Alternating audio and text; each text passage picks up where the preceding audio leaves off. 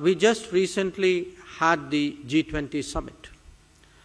And one of the important side events in the G20 summit was an understanding, an agreement for the India, Middle East, Europe economic corridor. And that corridor, the India end of it, is the state of Gujarat. So if you look at what is today probably the most talked about connectivity initiative, Gujarat is connected with it. But there's an older one, the International North-South Transport Corridor.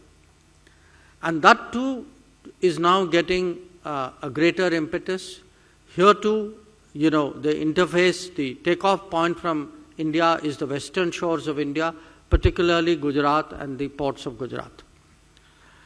If one looks at another initiative we started 2 years ago called I2U2, here again the energy, the hybrid energy parks that are envisaged, the food parks that are envisaged, we are looking at the state of Gujarat. There are many other initiatives today in the works.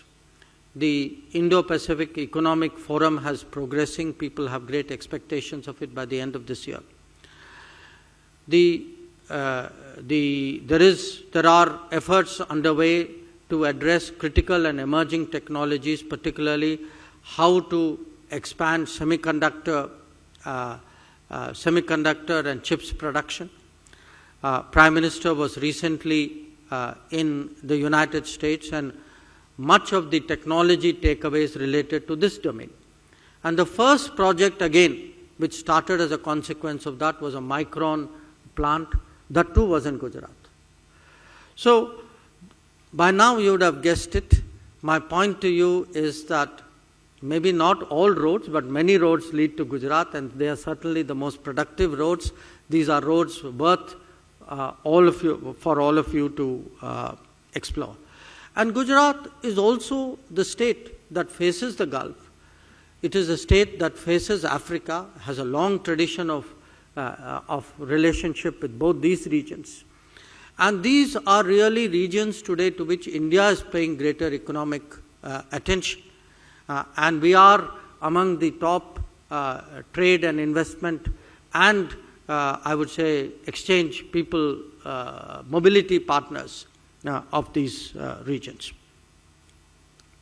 Now, having said that, you would have also noted from the presentation that many of the new initiatives which are changing this country's economy are unfolding in Gujarat. We could be talking electric vehicles, we could be talking aviation. I spoke about semiconductors. So, if one assumes that there is an interest in the world today in knowledge-based industries, a lot of that today is centering around Gujarat.